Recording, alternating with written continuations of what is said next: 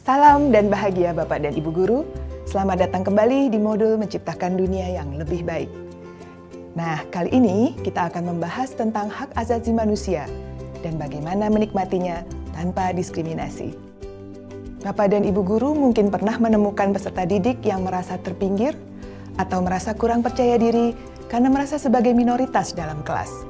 Atau Bapak dan Ibu Guru pernah menemukan peserta didik yang merasa tidak puas atau tidak suka dengan penampilan fisiknya, baik itu terkait berat badan, bentuk tubuh, warna kulit, atau fungsi tubuh.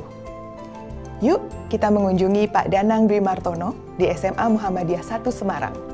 Kita lihat apa yang sudah dilakukan untuk membantu peserta didik memahami hak-haknya agar setara, adil, dan tanpa diskriminasi, sehingga merasa nyaman menjadi dirinya sendiri. Oh ya, sebelumnya kita kenalan lagi yuk dengan hak asasi manusia. Menurut saya hak asasi manusia itu adalah hak dasar manusia yang dimiliki dari sejak lahir atau bisa disebut juga dengan hak hidup merdeka. Hak asasi manusia mungkin bisa disebut hak kesetaraan, hak yang tidak bisa dicabut, dan bersifat universal. Hak yang tidak memandang jenis kelamin, agama, etnis, pokoknya harus adil-adilnya lah. Hak asasi manusia adalah pemberian dan statusnya tidak dapat diperjualbelikan. Mendapatkan pendidikan yang sama, tidak ada tawar-menawar, dan kita juga bebas berekspresi. Ya, betul. Hak asasi manusia adalah hal yang mendasar, yang menjadi hak-hak kita terlepas dari siapa diri kita. Namun, dalam interaksi sosial dan keseharian, kerap kali hak-hak tersebut tidak dapat terpenuhi. Beberapa faktor sering menjadi penghalang. Di antaranya, tingkat pendidikan seseorang, gender, tingkat kesejahteraan sosial ekonomi, disabilitas, kasta, kelas, suku, daerah, dan seksualitas. Penting bagi kita untuk memastikan bahwa semua orang dapat menikmati hak asasi manusia mendasar mereka. Untuk terus menguatkan dan saling mengingatkan pentingnya hak asasi di lingkungan sekolah, maka murid disarankan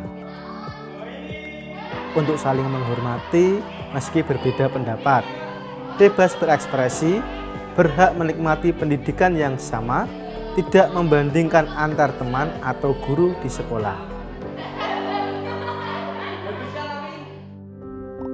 Konsep hak asasi manusia sudah ada sejak berabad-abad lamanya dan telah melalui bermacam-macam catatan sejarah dan naskah keagamaan dari waktu ke waktu.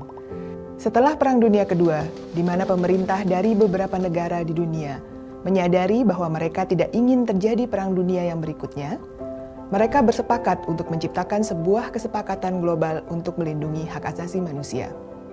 Beberapa negara bertemu pada tanggal 26 Juni 1945 untuk menandatangani Piagam Perserikatan Bangsa-Bangsa atau PBB. Piagam tersebut menyatakan bahwa tujuan mendasar dari PBB adalah untuk mempertegas kepercayaan terhadap hak asasi manusia yang mendasar, dalam martabat dan nilai seorang manusia, dan dalam hak-hak yang setara antara laki-laki dan perempuan.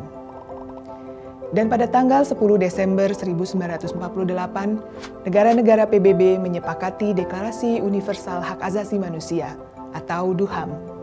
Hingga hari ini, DUHAM terus menjadi pedoman terpenting dalam hak asasi manusia. Kali ini kita akan membahas tentang hak asasi manusia. Oke ya, sebutkan yang kalian tahu tentang hak asasi manusia. Panji? Hak untuk hidup. Hak untuk hidup. Amanda? Hak yang dilindungi secara global, Pak. Yang lain? Hak untuk tidak dibully, Pak. Setuju nggak? Oke, hak untuk tidak dibully ya. Yang lainnya lagi? Hak untuk demo, Pak. Demo. Oke. Terima kasih. Sekarang Bapak punya permainan ya tentang hak asasi manusia. Ayo, 5 orang ke depan kita bermain di depan sini. Silakan. Kita punya kartu, silakan nanti maju sesuai dengan kriteria ya. Pilih salah satu. Di kartu yang kalian bawa adalah gambar tokoh. Saya akan memberikan pernyataan. Jika sesuai dengan gambar tokoh yang di bawah kalian, maju ke depan. Jika tidak sesuai, mundur ke belakang. Jika ragu-ragu, diam. Kalian harus menjawab berdasarkan kepribadian tokoh yang terdapat di kartu kalian, bukan dari kalian sendiri. Bisa dimengerti? Bisa. Pernyataan yang pertama, kamu bisa dengan mudah bepergian kemanapun yang kamu mau. 1, 2, 3. Kembali ke tempat.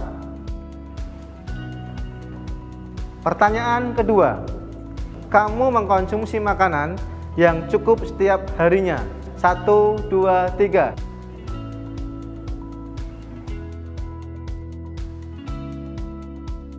Kembali ke tempat. Pernyataan yang ketiga, kamu dapat membayar biaya berobat ketika sedang sakit. 1, 2, 3. Kembali ke tempat. Pernyataan yang keempat, kamu memiliki waktu luang setiap harinya untuk bersantai. 1, 2, 3.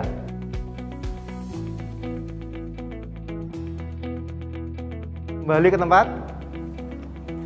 Pernyataan kelima, kamu tinggal di rumah yang layak dengan listrik yang menyala dan air yang mengalir. 1, 2, 3. Kembali ke tempat. Pernyataan keenam, kamu merasa aman ketika berjalan sendirian di malam hari. 1, 2, 3. Oke, kembali lagi. Oke, permainan sudah selesai. Dari permainan ini, apa yang kita bisa pelajari terkait dengan hak asasi manusia? Saya, Pak. Ya, Fadia. Jadi dari permainan yang tadi itu ternyata nggak semuanya bisa memenuhi hak asasi manusia ya, Pak. Karena kan tadi ada yang bisa, ada yang tidak. Itu sih, Pak, menurut saya sih seperti itu. Betul sekali ya.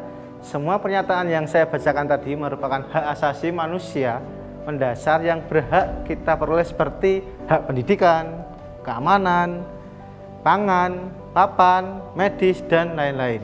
Hal tersebut bukan hal mewah, melainkan hal dasar yang kita butuhkan untuk menjalani hidup sehat dan bahagia. Sepakat? Sepakat. Kenyataannya, sering kita jumpai anak-anak di jam sekolah malah berada di lampu hijau untuk mengamen. Hak dasar mereka terhadap pendidikan pun tidak terpenuhi. Pada saat bersamaan, ada di antara kita, teman-teman seusia kalian yang sedang bekerja untuk memenuhi kebutuhannya. Penting untuk berbagi keprihatinan yang sama terhadap mereka yang tidak dapat menikmati hak asasi manusia mereka karena diskriminasi atau kondisi yang tidak menguntungkan. Kita semua harus menjunjung tinggi hak asasi manusia, baik bagi diri kita sendiri maupun bagi orang lain. Bagaimana Bapak dan Ibu guru hebat? Penting ya menyadari bahwa kita semua tanpa terkecuali berhak atas hak-hak mendasar seperti hak atas pendidikan, keamanan, kebahagiaan, pangan, papan, perawatan medis, dan lain-lain.